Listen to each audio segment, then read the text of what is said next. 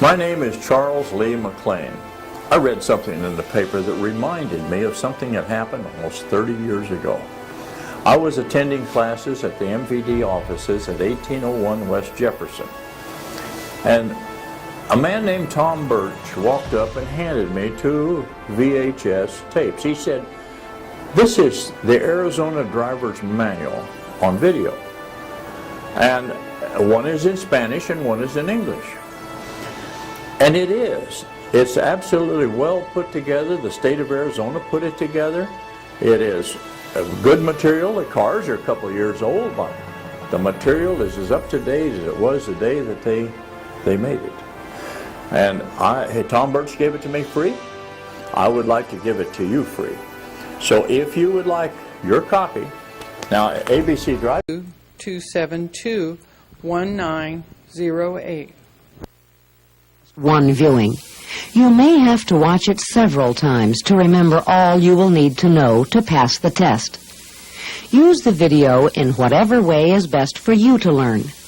You may want to watch a lot of sections in a row, or you may prefer to rewind from time to time to watch a section over again. The Arizona driver's license. Before you can drive, you must get an Arizona driver's license. First, you'll have to apply to the Motor Vehicle Division and pay a fee. You'll need to bring proof of your age. You have 6 months or 3 tries, whichever comes first, to pass all the tests. If you are already licensed in another state, you'll have to give up your old driver's license. If you don't have your old driver's license, you'll need to bring proof that you had a good driving record in the other state.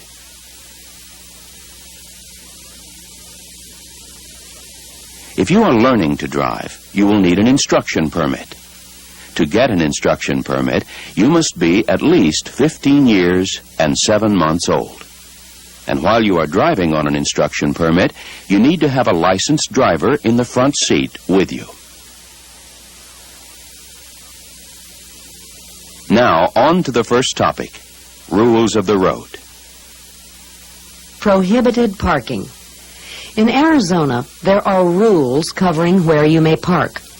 You are not allowed to park any place where signs prohibit parking. It's also illegal to park where you may block traffic or people walking. For example, you may not park on a sidewalk or on a crosswalk, in front of a driveway, or in an intersection, in a traffic lane beside a parked vehicle, on a highway, on a bridge, or in a tunnel. Since parked cars can block drivers' view of traffic, it is illegal to park within 20 feet of a crosswalk at an intersection, within 30 feet of any traffic light, stop sign, or yield sign, or within 50 feet of a railroad track. And you must also be sure your parking won't keep firefighters from doing their jobs. For example, you may not park within 15 feet of a fire hydrant, within 20 feet of the entrance to a fire station, or within 75 feet on the opposite side of the street, or within a block of where a fire truck has stopped to answer an alarm. Required stops. Another set of rules deals with places you must stop. Arizona law tells you both when and where you must always bring your vehicle to a complete stop. At intersections, you must come to a complete stop if you have a red light or stop sign. For a stop sign, you must come to a full stop before your front bumper goes past the sign. At a red light, you must come to a dead stop before the front bumper enters the cross street. Many intersections have crosswalks. That's the part of the road pedestrians are supposed to use to cross the street. When you stop at an intersection, you must always come to a complete stop before the crosswalk. Usually, crosswalks are marked by lines, like those shown here, but not always. Some crosswalks are located in the middle of a block. When you approach a mid-block crosswalk, such as a school crossing, you must come to a complete stop if someone is in the crosswalk. You must also come to a complete stop when approaching a school bus that has its stop arm out and stop lights flashing. You may start moving again when the bus starts moving or when the flashing lights stop. You do not have to stop for a school bus that is facing you if the roadway is divided by a barrier. A barrier can be a fence, median strip, or separation of the pavement.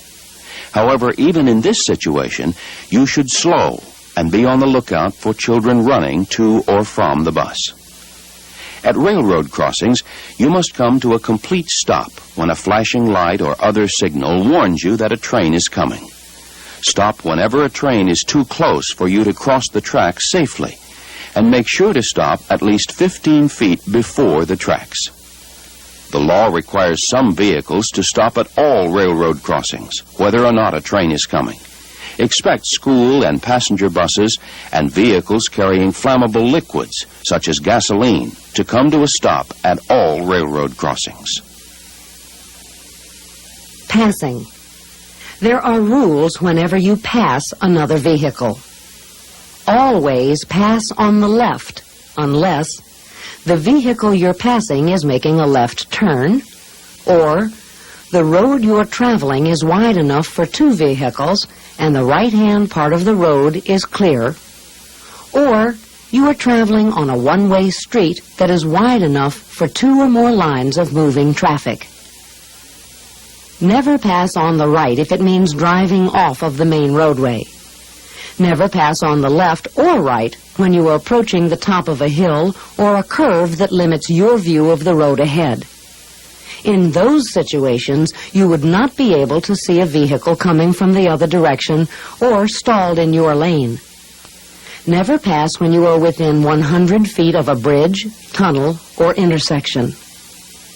And never pass at a railroad crossing, in a school zone, or where signs or markings tell you it's a no-passing zone.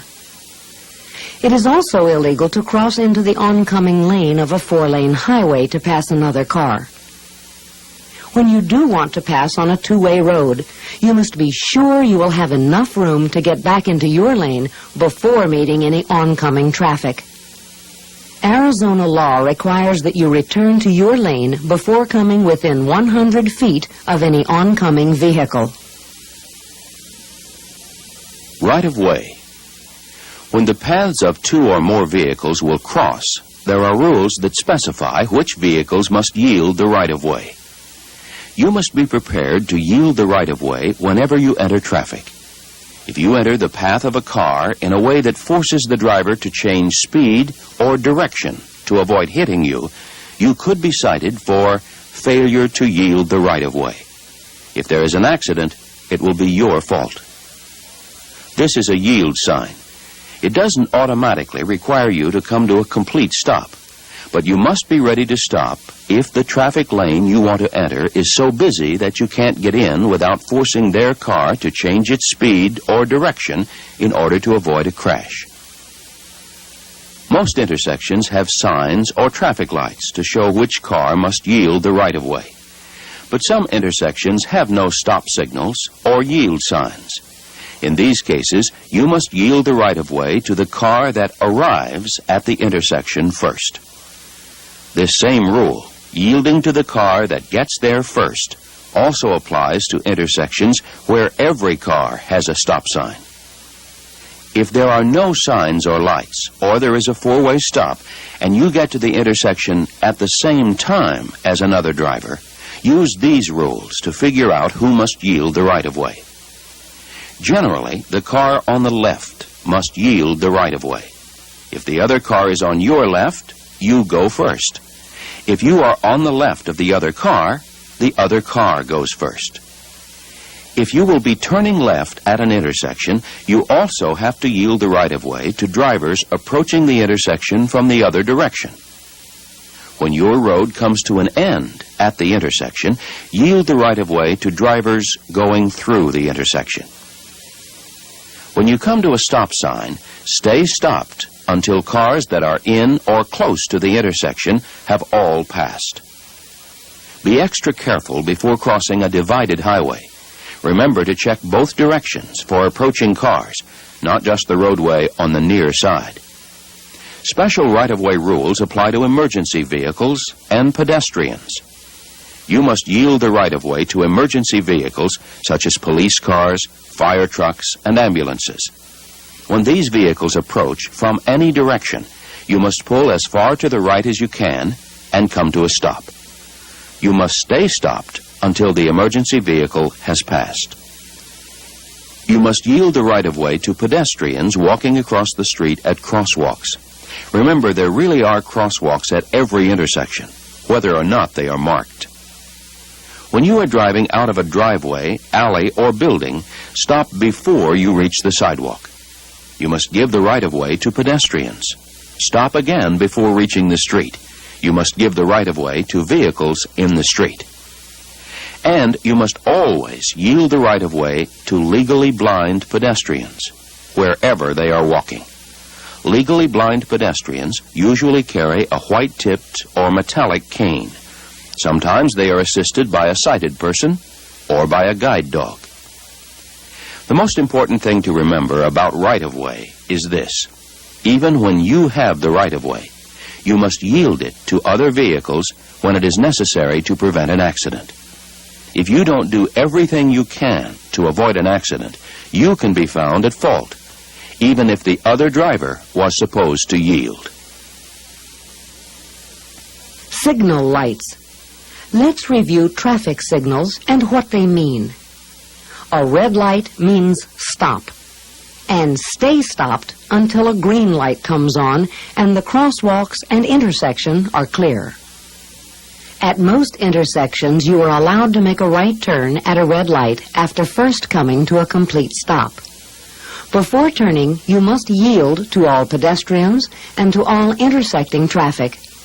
A sign like this means you are not allowed to turn right on a red light.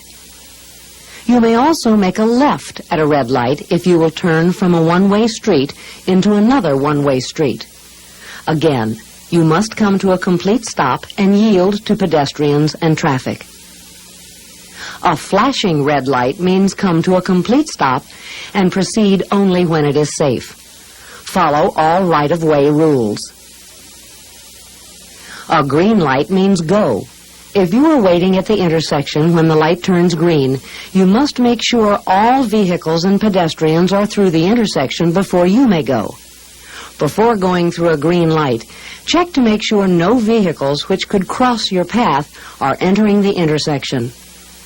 Remember, a green light is not a guarantee of safety. It won't protect you from someone who runs a red light. A yellow light warns you that the signal will soon turn red and you should be ready to stop. If you can stop before reaching the intersection, you should do so. Remember, if you decide to beat the light and it turns red before you enter the intersection, you could get a ticket. A flashing yellow light means proceed with caution. You may go through the intersection without stopping, but you must slow down to watch for other vehicles which may also be entering the intersection. A colored arrow means the same thing as a colored light, but only for the direction it is pointing. In other words, a green arrow means you may go, but only in the direction shown by the arrow. A yellow arrow means you can still go in the direction the arrow is pointing, but you must proceed with caution, because you are about to lose the right of way.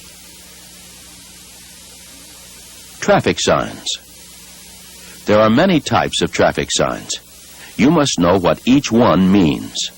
Often the shape of the sign alone tells what kind of information is written on the sign. For example, signs this shape always mean stop. This shape always tells you that when entering or crossing a roadway, you must yield the right-of-way to vehicles on that road.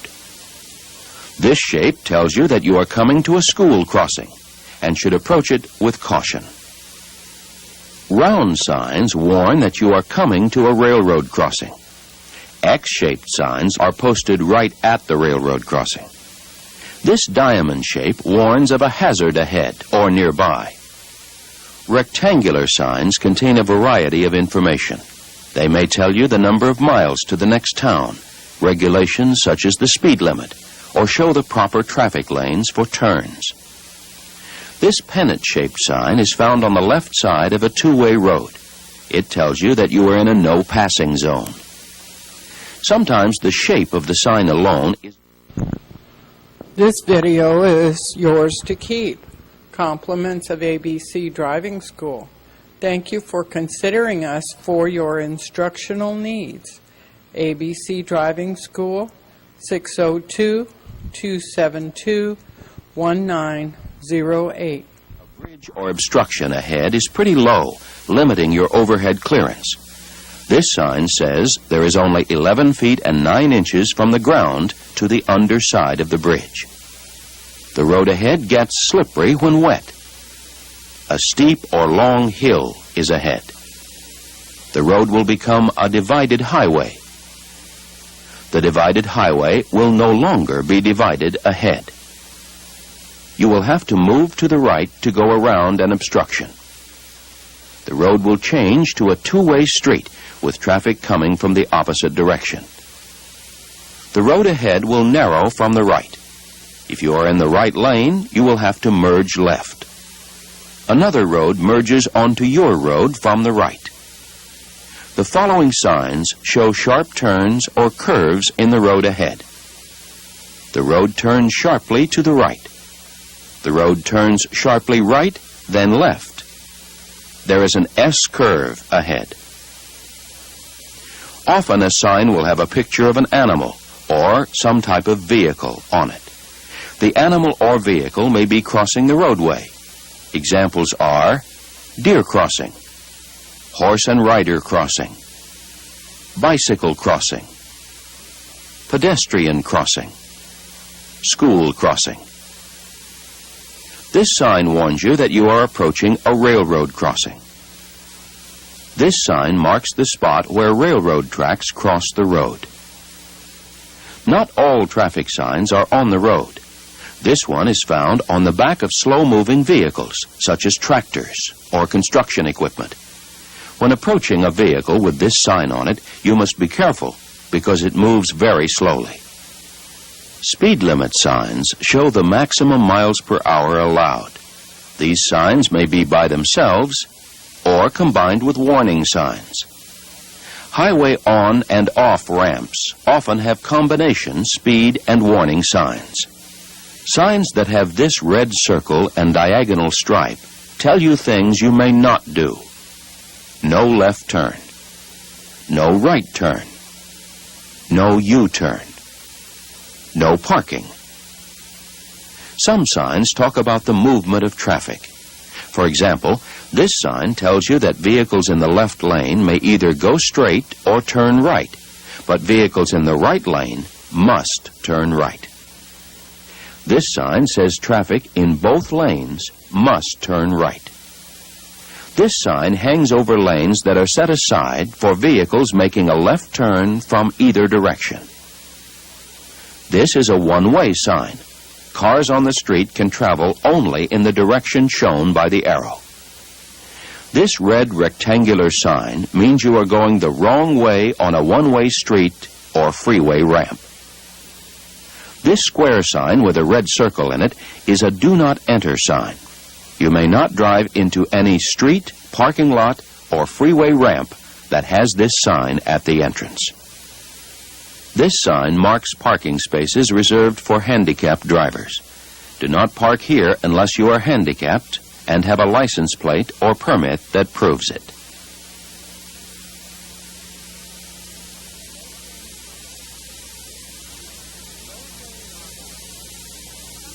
Roadway markings. Sometimes information for drivers is painted on the road. You must be able to understand what these markings are saying.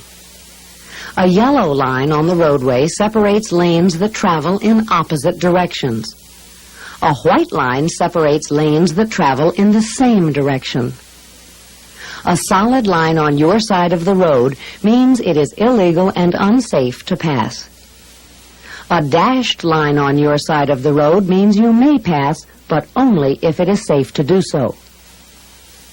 When there are two solid yellow lines between lanes of two-way traffic, then neither you nor people coming in the other direction may pass. Diamond shapes painted on the road tell you that there are special rules about who may use the lane or when it may be used. These rules usually appear on a sign along the side of the road. If you can't tell for sure who's allowed to use the lane, it's best to stay out of it. Lane markings like this show that you are in a two-way left turn lane. This lane is used by vehicles making a left turn from either direction. Parking. Whenever you park, it is your duty to make sure the car will not move. Make sure your transmission is in park and your parking brake is set. If your car has a manual transmission, put it in first gear. When you park on a hill, you also should use your tires to help your vehicle stay put. When you park next to a curb with the car facing uphill, turn your front wheels toward the street.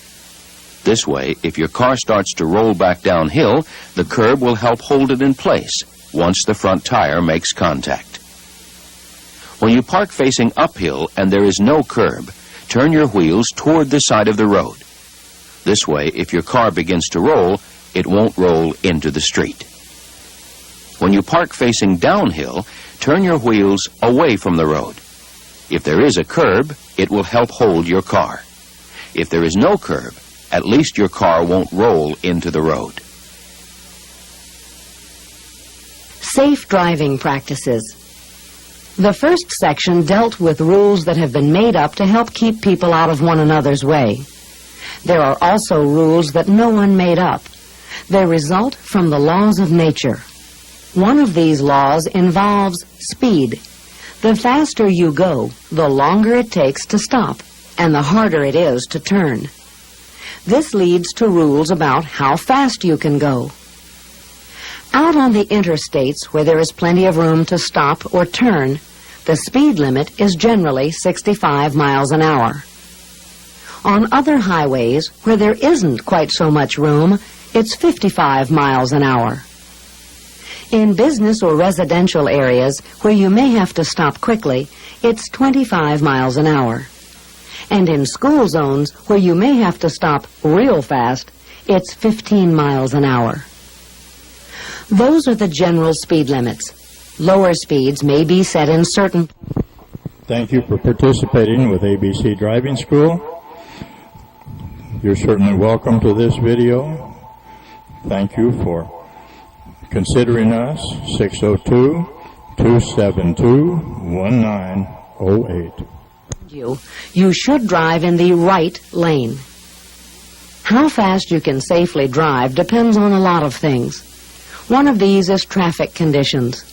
The more traffic there is, the less time you have to stop and turn. Therefore, slow down below the posted speed limit whenever motor vehicles, bicycles, or pedestrians make it unsafe to travel at the posted limit. How well you can see what's coming is another thing that affects how fast you can drive. Slow down below the posted speed limit whenever you approach an intersection, approach a curve, approach the top of a hill, or travel on a narrow or winding roadway. It's also hard to know what's coming when darkness or weather conditions limit how far and how clearly you can see.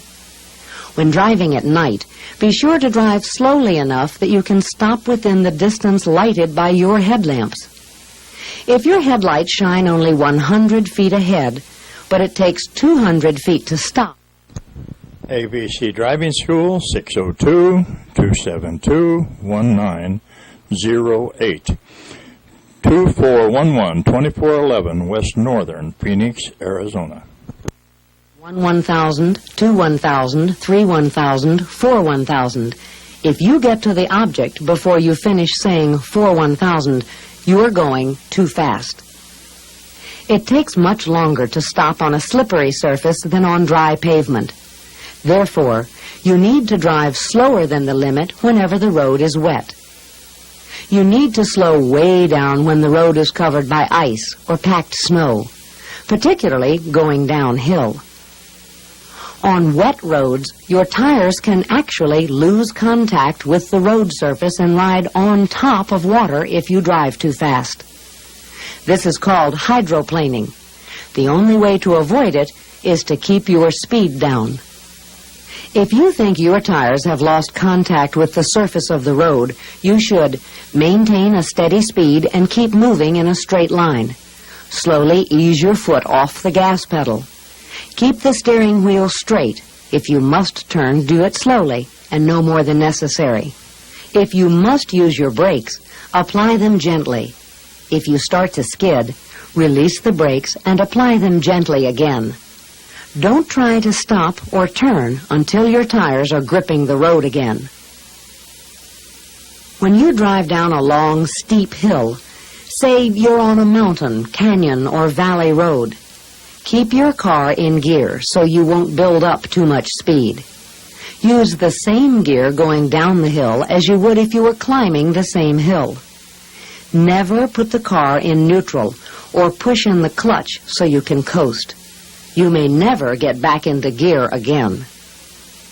At times, driving conditions get so bad you must stop driving entirely. For example, heavy rain, snow, fog, or dust storms may make it impossible to see well enough to keep driving. In these conditions, you should immediately slow down. Carefully pull off the road and onto the shoulder. Get as far off the road as you safely can. Use your emergency flashers. Don't just leave your lights on. Many accidents have happened because drivers try to follow the lights of a parked car. Maintaining a cushion of space. Another law of nature involves space. The more space there is between you and another car, the more time you have to stop or turn. The space in front of your vehicle is the easiest to control.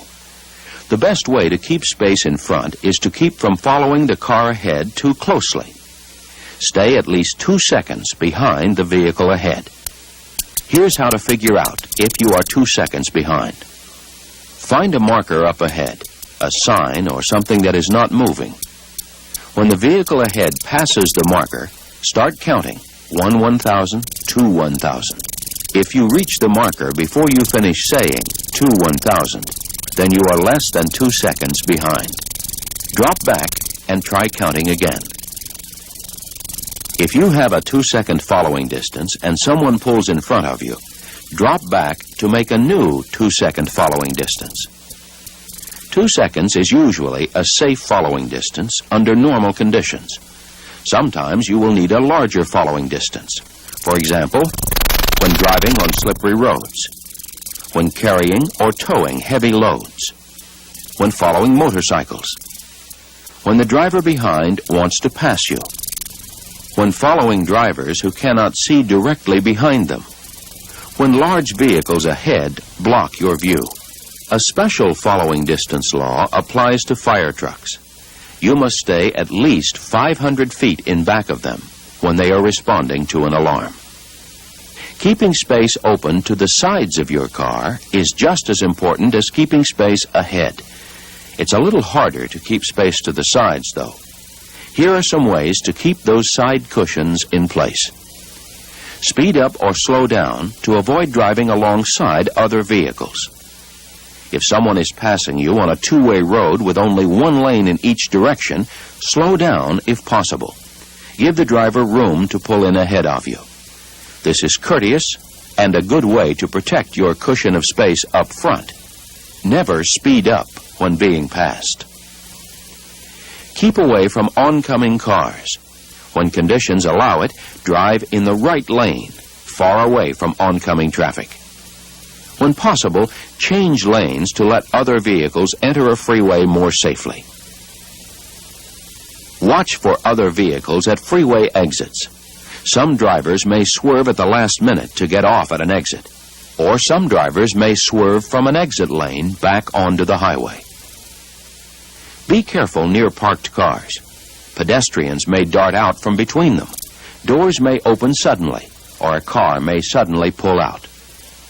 When there are hazards on both sides of a road, try to split the difference by steering midway between each hazard. If one hazard is more dangerous than the other, give the bigger danger more room. Sometimes you can separate hazards by changing speeds. This lets you take them one at a time. For example, with a pedestrian to the right and an oncoming car to the left, you can slow down and move right. Then, when the car passes, swing to the left to give the pedestrian a wide berth. The space behind your car is more easily controlled by the driver behind than by you. But there are ways you can help that driver keep a safe distance. For example, keep a steady speed and signal in advance when you want to slow down. If another car is tailgating, it is following too closely. In this case, move over to the right lane, if there is one, and let the car pass. If there is no right lane, wait until the way ahead is clear, then flash your brake lights and gradually slow down to encourage the tailgater to drive around you. And try to avoid cutting into the following distance of a driver behind you. For instance, avoid sudden stops or backing up in the road. Never park or stop on a highway unless it's an emergency. And never back up on a highway. If you miss an exit, go on to the next exit, get off the highway, and come back to the exit you missed. Many people have a hard time managing the space around them when they enter or exit freeways. Here are a few tips that will help you get on and off freeways safely.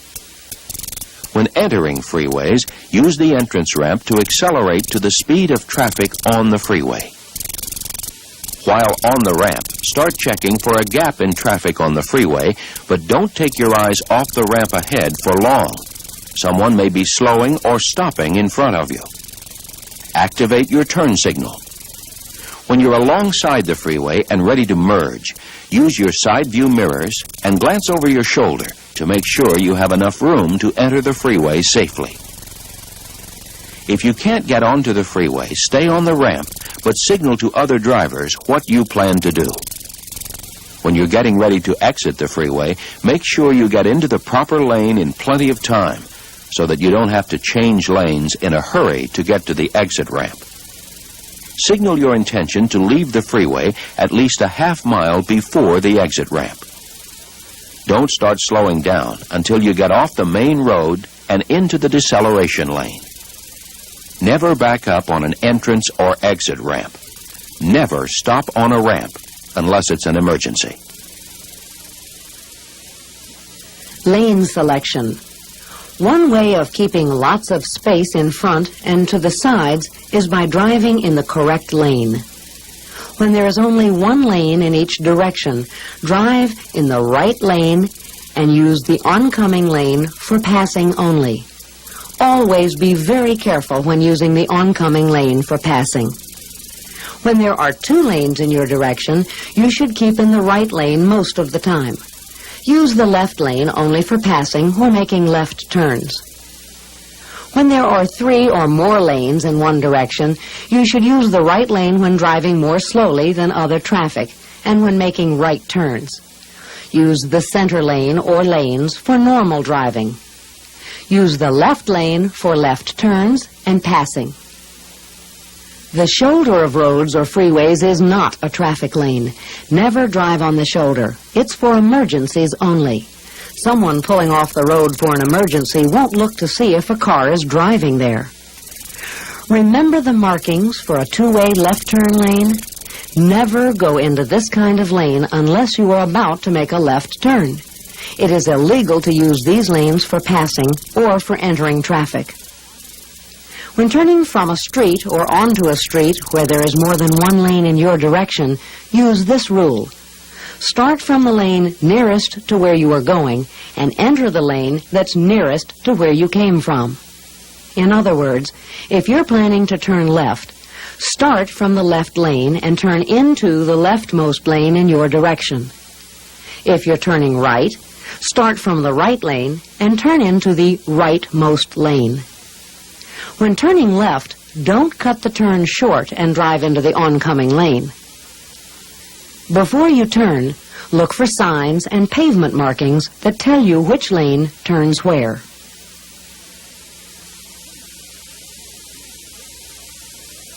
Communication. Another law of nature is that other drivers are better able to stay out of your way when... Thank you for participating with ABC Driving School, 602-272-1908, 2411 West Northern, Phoenix, Arizona. Where you are and what you plan to do. Other drivers expect you to keep doing what you're doing. Warn them when you're about to do something different, whenever you're going to change speed or direction. This will give them time to react. Turn signals are a great way to communicate. Always signal before changing lanes, turning at an intersection, entering or leaving a freeway, pulling away from the curb, pulling over to the side of the road. If you don't signal, other drivers won't know your plans. This could result in an accident. Here are some important rules about signaling direction changes. Get into the habit of signaling every time you change direction. Signal even when you don't see anyone else around. It's the car you don't see that is most likely to hit you. In heavy traffic, use signal lights and hand signals. A hand signal may be seen by drivers who for some reason cannot see your lights. This hand signal means you are about to turn left. This hand signal means you are about to turn right. Signal as early as you can. Signal at least 3 or 4 seconds before you make your move. If you are planning to turn at an intersection, start signaling about a half a block away. If you plan to turn just beyond an intersection, do not signal until you are actually at the intersection. If you signal earlier, another driver may think you're turning at the intersection and might pull into your path. On very gradual turns, your car's turn signals may not turn themselves off. After making a gradual turn or lane change, be sure your turn signal is off. Turn it off if it hasn't turned off by itself. If you don't, other drivers might think you're going to turn and pull into your path. In addition to communicating your plans to change direction, you must also communicate your intention to slow down or make an unexpected stop. If you are going to stop or slow down where another driver would not expect it, tap your brake pedal 3 or 4 times quickly, or give this hand signal. Use these signals before slowing down for something ahead that the driver behind you may not be able to see. Before slowing to turn off a highway which has no slow-down lane. Before slowing to park or to turn into a driveway. This is especially important when turning just before an intersection. Drivers behind you are likely to expect your turn signal to mean you will turn at the intersection. In addition to letting people know what you are going to do, you must let them know where you are. One way to make sure drivers know where you are is to avoid driving in their blind spots. Every vehicle has blind spots on either side. The blind spots are located in the areas too far forward to see in your mirrors and too far back to see out of the corners of your eyes. It's hard for other drivers to see your car if you are hiding in one of their blind spots. If you are in someone's blind spot, speed up or... ABC Driving School. Welcome to ABC Driving School, 602-272-1908. On rainy, snowy, or foggy days, it's often very hard for others to see your car. On gray days, cars seem to blend into the surroundings. In these conditions, headlights make your car easier to see. Turn on your headlights when it first begins to get dark. And be sure to use the correct lights. If you're moving, the correct lights are your headlights. Parking lights are for parked cars only. The easiest rule is to turn on your headlights whenever you are having trouble seeing other cars. If you're having trouble seeing them, chances are the other cars are having trouble seeing you. Just because someone can see you doesn't mean that they will. People cannot see you unless they are looking your way. Your horn can get their attention. Use it whenever it may help prevent an accident. If there is no clear danger, a light tap on the horn should be all you need. Give your horn a light tap as you near someone riding a bike or when you see someone walking close to the roadway. As you start to pass a driver who may be considering passing the car in front of him. When approaching a driver who does not seem to be paying attention or who may be having trouble seeing you. Or when coming to a place where you cannot see what is ahead, such as at a blind turn, steep hill, or sharp curve. If there is a real danger, don't be afraid to sound a sharp blast on your horn. For example, use your horn loudly when a child is about to run into the street, when another car is in danger of hitting you, or when you have lost control of your car. If your car breaks down on or near the highway, be sure that other drivers can see your car. Many accidents occur because a driver fails to see a stopped car. If you are having car trouble and must stop, follow these rules. If possible, pull off the road, all the way out of the traffic. Turn on your emergency flashers to show you are not moving. If your car doesn't have flashers, use your turn signals instead. At night, turn on your inside lights. Lift the hood and tie a white cloth to the antenna or door handle to signal an emergency. If you can't get completely off the road, stop where people have a clear view of your car from behind. Do not stop just over a hill or just around a curve. Give other drivers plenty of warning. Carry emergency flares and set them out 200 or 300 feet behind your car. This gives other drivers enough room to change lanes. If you don't have emergency flares, stand by the side of the road, not in the road, and wave the traffic around. Use a white cloth or flag if you have one, but be sure not to stand in the road. Seeing. One more law of nature is that you can't see what you're not looking at.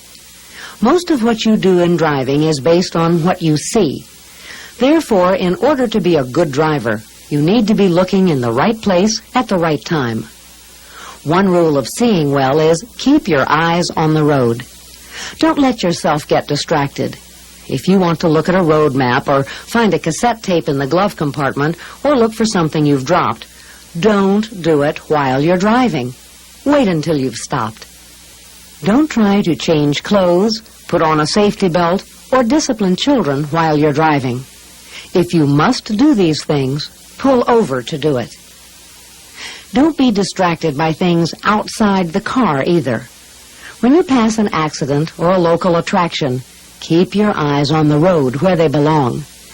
Too many drivers look only at what's happening right in front of their car. If you do this, you won't see what's happening further ahead that could affect you.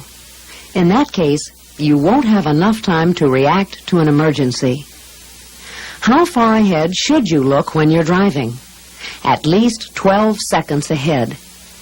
In the city, 12 seconds is about 1 block. On the highway, it's about a quarter mile. You can tell if you're looking 12 seconds ahead the same way you can tell if you've got 2 seconds following distance. Find a non-moving object or shadow near the road about as far ahead as you're looking. Start counting. 1 1,000, 2 1,000, 3 1,000, 4 1,000, 5 1,000, 6 1,000, 7 1,000, 8 1,000, 9 1,000, 10 1,000, 11 1,000, 12 1,000. If you get to the object before you can say 12 1,000, you're not looking far enough ahead. Look to both sides of the road ahead for possible hazards. If someone is about to step into your path, or if a car happens to drive through a stop sign and enter your path from a side street, you will be better able to do something about it if you're looking for it. At railroad crossings, slow down and look for approaching trains, even when warning lights are not flashing. Warning lights don't always work. If lights are flashing, or if you can see a train, you should stop. Don't take any chances. You might misjudge how fast the train is coming. Don't be lulled into a false sense of security because you've never seen a train at a particular crossing. Most drivers killed at a railroad crossing had never seen one there either. It's also important to see to the sides whenever you want to change direction. Always check behind you and to the sides to make sure you do not cut off other cars. Check behind and to the sides whenever you change from one lane to another, enter a freeway or highway from an entrance lane, or enter the roadway from the curb or shoulder. Here are some important things to remember when changing lanes. Glance into your rear view and side view mirrors. Make sure no one is about to pass you. Glance over your left or right shoulder. Be sure no one is driving in your blind spots. When you check over your shoulder, check quickly. Do not take your eyes off the road ahead for more than an instant. The car ahead of you could stop suddenly while you're checking over your shoulder. Check the lanes on the other side of the lane you intend to move into. Someone in another lane may be planning to move into the same spot you want. And don't forget to keep an eye on things happening behind you. During regular driving, check your rear view mirror occasionally to find out what's behind you. If an emergency came up, you might not have time to look then. Always be sure to check behind you when you get ready to slow down for a turn, exit ramp, or stoplight. This is the best way to protect yourself from rear-end collisions from drivers who are not paying attention. And always take a good look behind you when you are backing up. It's not enough to look in your mirrors. To see everything that's behind you, you have to turn around and look over your right shoulder. To see everything you need to see, you must make sure your car is set to give you a clear view. Before you drive, adjust your seat and mirrors. Wear glasses if necessary. Keep windows and mirrors clean. Bright sun or headlights cause glare on a dirty windshield and make it hard to see. Carry a rag and window cleaner so you can clean your windshield whenever it needs it. Don't drive when cargo or passengers in your car block your view of any area around your car. Turn on your headlights whenever it begins to get dark or when weather conditions make it harder to see. Use your high beams whenever possible during night driving. High beams let you see further down the road. And since you can see further down the road, you can drive a little faster than with low beams and still be able to stop in time for something blocking the road ahead. Just as you need to see well, so do other drivers. Don't blind them with your headlights. Dim your high beams whenever you meet an oncoming vehicle or when you approach another vehicle from behind. The law requires you to dim your lights when you are within 500 feet of another vehicle. You should also dim your high beams when driving in fog, snow, or heavy rain. Under these conditions, high beams reflect back at you, making it actually harder to see because of the glare. So use only low beams in fog, snow, or heavy rain. If you meet a car with its high beams on, flash your high beams on and off once. This will signal the other driver to dim his lights. If the other driver still doesn't switch to low beams, do not put your high beams on just to get even. This will only make things worse. Blinding the other driver leaves two people unable to see where the traffic is. Driving emergencies. The last section dealt with rules for safe driving, for handling speed and space, for making sure others see you, and making sure you see others. If you do these things well, you will seldom get into trouble. However, even the safest drivers can find themselves in a tight spot. Handling these emergency situations is what the next section is all about. Once in a while, through inattention, the right wheels will drop off the pavement. Or, to avoid a collision, it may be necessary to drive completely off the road. When this happens, the thing to do is steer straight ahead. Do not apply the brakes. Ease off the gas and slow down gradually. Stay off the road as long as you can. and slow down as much as possible. It is easier to turn back onto the road at lower speeds. When you turn back onto the road, turn the wheel sharply back onto the pavement. Be prepared to turn the wheel sharply back in the other direction as soon as both right tires are on the pavement. If you don't, you're likely to find yourself in the oncoming lane before you know it. Skid recovery. The best way to handle a skid is not to get into one. However, if you suddenly feel the rear of the car begin to slide sideways, here's what to do. Stay off the brake. If you apply the brakes when skidding, your wheels may lock, making the skid worse. Turn the steering wheel quickly in the direction you had intended to go. You'll probably do this naturally. That is, if the rear of your car is swinging to the right, turn the steering wheel to the right. If the rear of the car is swinging to the left, turn the wheel to the left. As the car begins to straighten out, turn the wheel back the other way to prevent overshoot. Keep the wheels pointed in the direction you want them to go. Avoiding collisions. This happens to almost everyone if they drive long enough. When drivers think they are about to crash, most just hit the brakes as hard as they can. Often this locks the wheels and puts the car into a skid, making things worse. Braking may be the right thing to do, but it is not the only thing to do. To avoid a crash, you can do three things.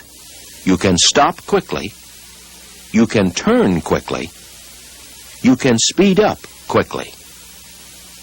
To stop the car quickly in an emergency, you hit the brake with an on and off pumping action. Here's the way to do it. Push the brake pedal hard. When the car starts to skid, quickly let up on the brake, then quickly push it down again. Use this quick pumping action until the car is stopped. Pumping the brakes is generally the best way to stop in an emergency or when driving on a slippery surface. The car will stop more quickly and you can continue to steer. If you won't be able to stop in time to keep from hitting something, steer away from it. Drive off the road if necessary. It's still better than hitting another car. If you can, stay off the brakes while you turn. This lessens the chance of a skid, especially if you're turning onto a soft shoulder. To turn as quickly as possible, you must follow these steps. Always drive with your hands on opposite sides of the steering wheel. This position lets you turn the wheel the greatest distance in the shortest time. To avoid something, turn the wheel halfway around in the direction you want to go. As you pass the obstacle, turn the wheel all the way around in the other direction to get back into your lane. As you return to your lane, turn to straighten the wheel. Remember, once you have turned away from something, you must be ready to turn back again quickly. Many people steer away from one crash only to end up in another. Sometimes you have to speed up to avoid a crash. This may happen when another car is about to hit you from the side or from behind. In a car with a manual transmission, shift quickly into a lower gear and push the gas pedal to the floor. If the car has an automatic transmission, just push the gas pedal to the floor. Head-on collisions. This is the kind of emergency you will probably never face. But if you do, you'll have to react quickly. First, honk your horn. If the driver has drifted into your lane because he's dozing, distracted, or drunk, his first reaction would be to swerve back into his own lane. Second, pull to the right as far as you can. Even if you get hit, it will be a glancing blow. Anything is better than a head-on collision. Car emergencies. One emergency that can be very dangerous is a tire blowout. The way tires are made these days, blowouts are not very common. But if a tire does blow out, here's what to do. Hold the steering wheel tightly and keep the car going straight. Slow down gradually. Take your foot off the gas pedal slowly. Do not apply the brakes. If you do, the car may begin to skid. Let the car slow to a stop pulling off the road just before it comes to a stop. Apply the brakes only when the car is almost stopped. Brakes seldom stop working all of a sudden. If they do, it's usually because you are low on brake fluid. If this happens, pump the brake fast and hard several times. Sometimes this will build up enough brake pressure to stop the car. If that doesn't work, apply the parking brake slowly, but hold the brake release button or lever so you can let off the brake if the rear wheels lock and you begin to skid. If that doesn't work, shift to low gear. Look for a place where you can slow to a stop. Sometimes you may not be able to wait until the car slows to a stop. For instance, you might be on a steep hill, or you might be about to hit something. If you need to slow down in a hurry, look for something on the side of the road to slow you down. For example, try rubbing against a guardrail, scrubbing your tires against the curb, or driving through bushes. If there's no way to stop in time, look for an escape path. It's better to go off the road and damage property than to hit a moving car or pedestrian. When you finally come to a stop, make sure the car is off the roadway. Stopping in traffic might cause an accident. After the car has stopped, call for help. Don't try to drive the car to a garage. Sometimes a car will stall as you slow down to go around a corner. If you have power steering and power brakes, the car may be hard to control. If this happens, pull extra hard on the wheel with both hands to make sure you get around the corner. Stop the car, pushing extra hard if your car is equipped with power brakes. It can be real scary if the headlights suddenly go out while you're driving. If this happens, try the dimmer switch. That will often restore them. Try the headlight switch a few times. If that doesn't work, put on the parking lights, emergency flashers, or turn signals. Anything to get a little extra light.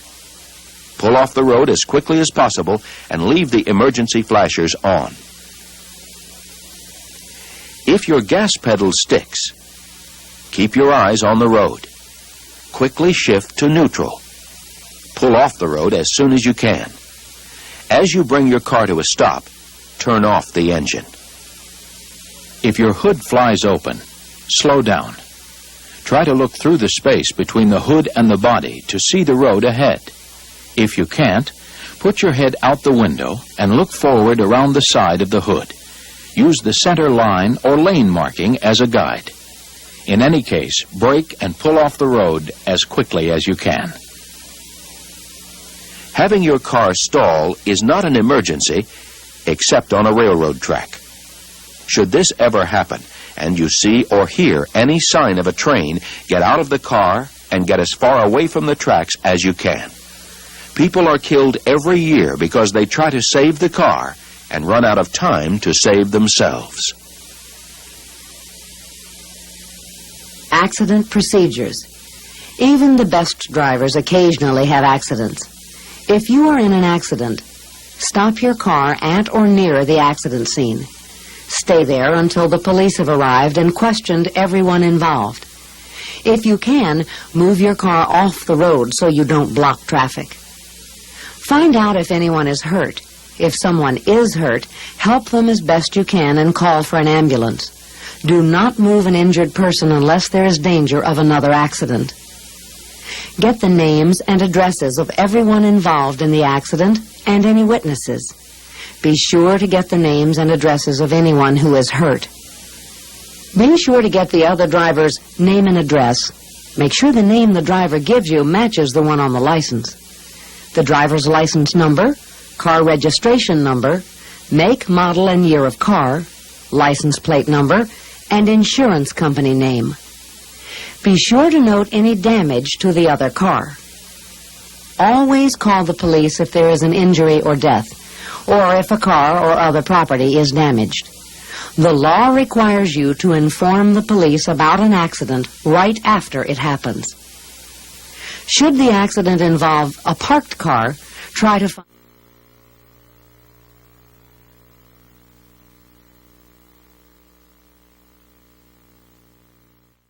Notify your own insurance company at once.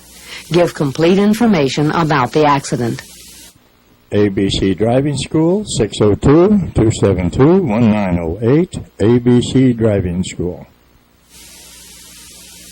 Being in shape to drive. To react quickly and skillfully in emergencies, such as the ones we've just described, you need to be in good shape. That's the topic of this last section of the video. Drinking and driving. Being in shape means being sober. Alcohol is this country's #1 killer. Over half of all fatal highway crashes involve drinking and driving.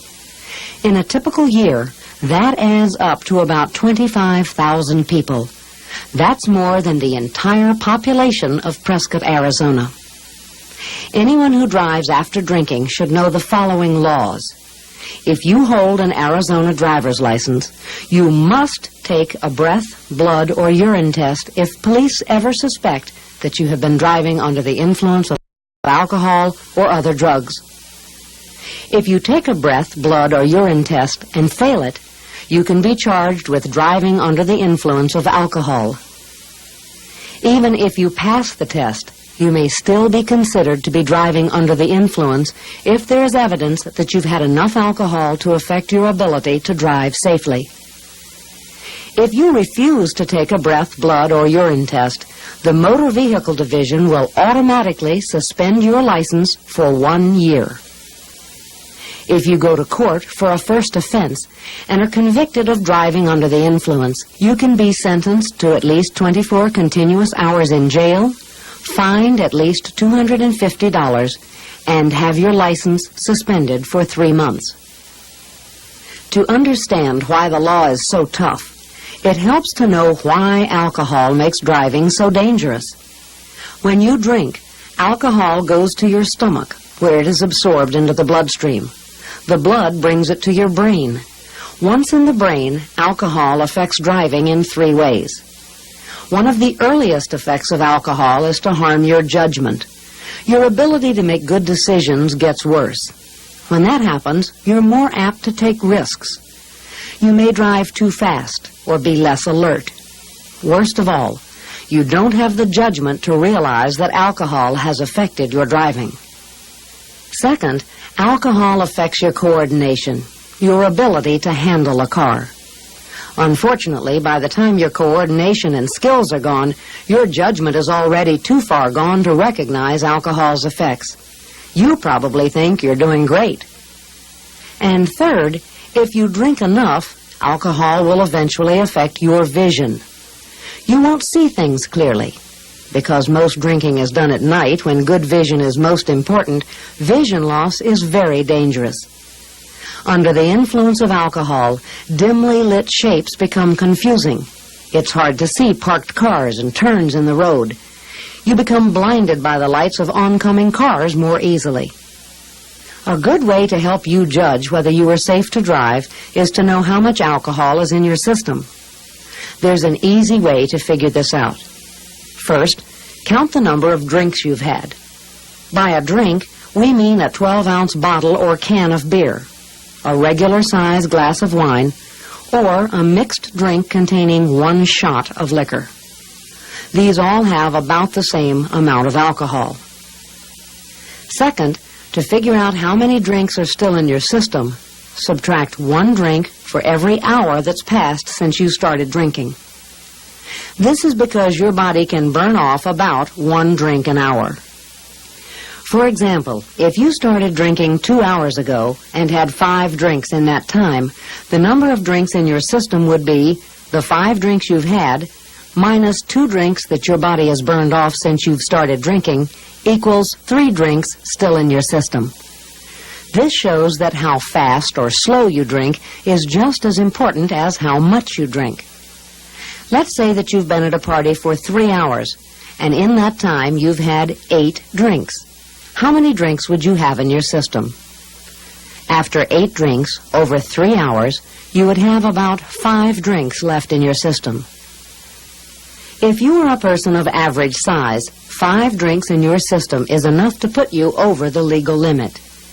If you were caught driving with this much alcohol in your system, you would be charged with driving under the influence. Drivers who weigh less than average or who have less drinking experience can become unsafe or illegal with even fewer drinks. Many people believe that they can sober up by drinking coffee, taking a cold shower, or getting exercise or fresh air. The fact is, there is no way to help someone sober up fast. Only time can sober up a person who's been drinking. Here are a few suggestions to help you avoid driving under the influence. If you plan to drink, set a limit on the number of drinks you will have, and stick to that limit. Don't change your mind just because you don't feel drunk when you reach your limit. Remember, after 1 or 2 drinks, people lose the good judgment to tell what kind of condition they're in. Sometimes it's easier to limit the amount of alcohol in each drink than to limit the number of drinks. Before you reach your limit, begin mixing your drinks weaker and weaker. This way, you can taper off gradually rather than have to suddenly stop drinking.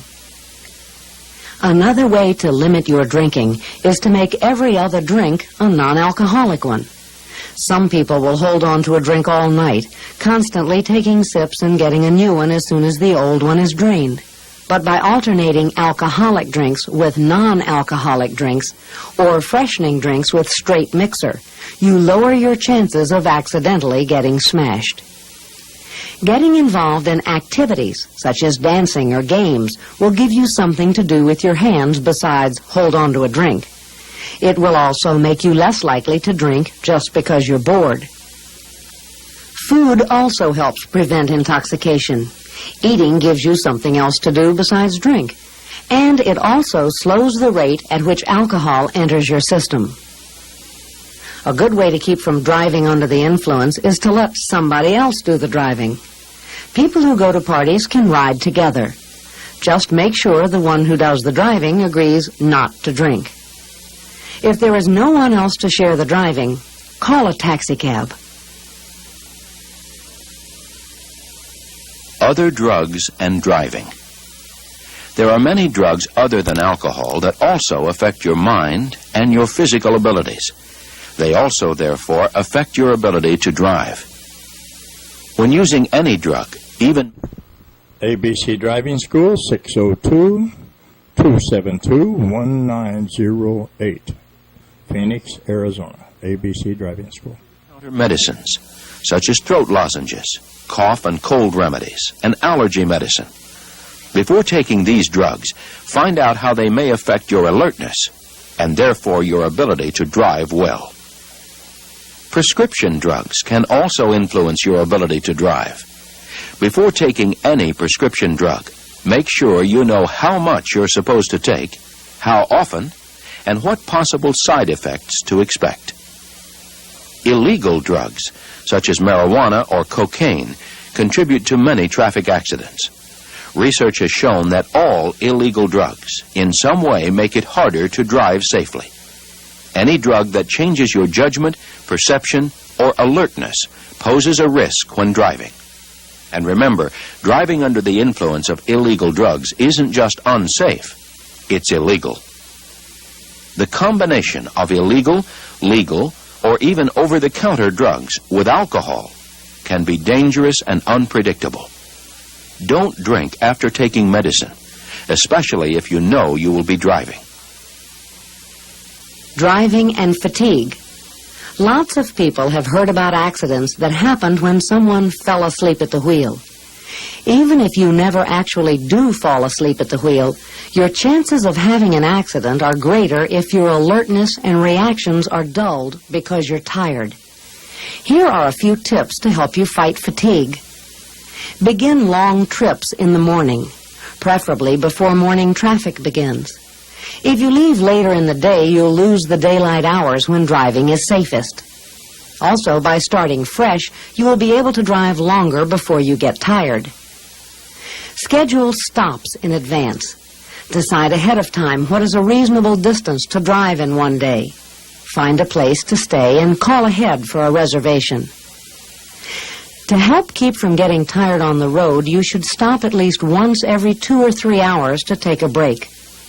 Rotate drivers every few hours to help keep drivers from getting tired, and avoid driving more than 8 hours a day. Stop before evening rush hour traffic. Avoid driving at dusk or in darkness, the most dangerous and tiring times to drive. Once you begin feeling tired, the only thing that can help is sleep.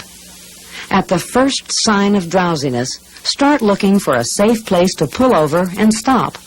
Remember, the alternative could be falling asleep at the wheel. Driving and emotions. Many drivers let their feelings affect how they drive. This is dangerous because you may not always be able to control your emotions. At least try to understand the effect your feelings may have on your driving. Then take steps to see that they don't make you a dangerous driver. For example, if you are often impatient or always in a hurry, try to allow extra time to get places. Leave 5 or 10 minutes early. If you get angry, try to work off your anger before you get behind the wheel. If you've got a lot on your mind, try not to think about your problems when you're on the road.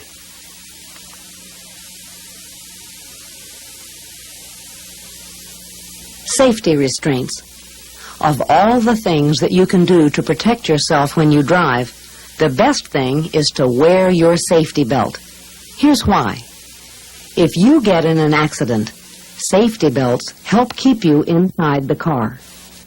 People are not better off if they are thrown clear of the car. Studies show your chances of living through a crash are about 5 times greater if you stay inside the car. At the time of impact, safety belts will help keep you from being thrown against hard surfaces, such as the steering wheel. When your car stops suddenly, everything in your car that is not tied down keeps traveling at the same speed until it hits something. If your car stops suddenly at 30 miles an hour and you are not wearing a belt, you will hit the steering wheel, windshield, or dashboard at 30 miles an hour. Many people mistakenly believe that at 30 miles an hour they could brace themselves to prevent injury in an accident. To understand what this is like, imagine riding a bicycle as fast as you can into a brick wall. Could you brace yourself? Safety belts help you keep control of your car. If you have to steer quickly in an emergency, or if your car is struck from the side, your body will tend to slide across the car. It is almost impossible to control the car if you're struggling just to stay behind the wheel. For this reason, safety belts can actually prevent further damage after the first collision. Some people are afraid safety belts will trap them in a burning or sinking car. The fact is, cars hardly ever burn or sink in a crash. Even in the unlikely event that you are in this type of accident, you will be better off belted to your seat. Safety belts help keep you from being knocked unconscious, and you have to be conscious to get out of the car. Safety belts are just as important for children as they are for adults. An approved safety seat is required by Arizona law for any child 4 years old or less, or weighing 40 pounds or less. Review questions. We will now ask you several review questions. All the questions concern information that was presented. This video is yours to keep. Compliments of ABC Driving School. Thank you for considering us for your instructional needs. ABC Driving School, 602-272-1908. You will be able to pass your license test. The questions you are about to see are shown in a way that looks very much like the Arizona video license test. But the questions here are not the same questions that will be on your test. Question 1. If you are driving with an instruction permit, you must have a licensed driver in the front seat with you. You must have a licensed driver somewhere in the vehicle. You do not need to have a licensed driver in the vehicle. Question 2. A yellow stripe in the road separates lanes that go in different directions. Separates lanes that go in the same direction. indicates you are in a no passing zone. Question 3.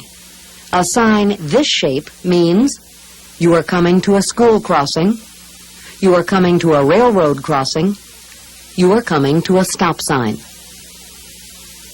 Question 4. This sign means there is an S curve ahead. There is a steep hill ahead. The road is slippery when wet. Question 5. In city traffic, you should be looking ahead 2 car lengths, 1 block, a quarter mile. Question 6. This hand signal means you will slow or stop. You will make a left turn. You will make a right turn. Question 7. If your car breaks down on the road, you should put out flares as close to your car as possible, at least 50 feet behind your car, at least 200 feet behind your car. Question 8. If you drink 6 drinks in 2 hours, how many drinks will be in your system at the end of the second hour? 2 drinks? 3 drinks?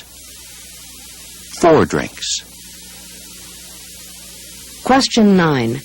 Which contains the most alcohol? 1 shot of liquor, 2 regular glasses of wine, 3 regular bottles of beer. When you approach a flashing red light, you should maintain speed, slow down, come to a stop. Video license test demonstration. If you will be applying for a driver's license and you think you might have a hard time reading a regular written test, you can use the video license test. Here's how it works. When you go to get your license, tell the examiner you want to take the video license test. The examiner will start the test for you. Once the test starts, the testing machine will tell you everything you need to do. When the test starts, a recorded voice will tell you a little bit about the test. Then it will start asking you the questions. After each question, you will see 3 possible answers. If you've learned the information in this video, you will know which answer is the correct one. The machine will ask the question again. Then you will see the 3 possible answers again. Each answer will be in a corner of the video screen. Touch the picture that goes with the answer you think is correct. If you're not sure and you want to hear the question again, touch the red arrow in the upper left corner of the screen. The machine will go back and start that question over. You will now see an entire question, just as you would see it on the test screen. Of course, your screen can't tell which picture you've touched, but the test machine can. After you've answered the question, the machine will automatically go on to the next question. The driver of this school bus is required to come to a stop when it comes to a flashing yellow light, when coming to a railroad crossing, when approaching a school zone. The driver of this school bus is required to come to a stop when it comes to a flashing yellow light, when coming to a railroad crossing, when approaching a school zone. Touch the answer you have chosen. If you wish to review the question, touch the red arrow. The machine will tell you when the test is over. Then, tell the examiner you are finished. The examiner will tell you whether you passed the test. This concludes the Arizona Video Driver Manual.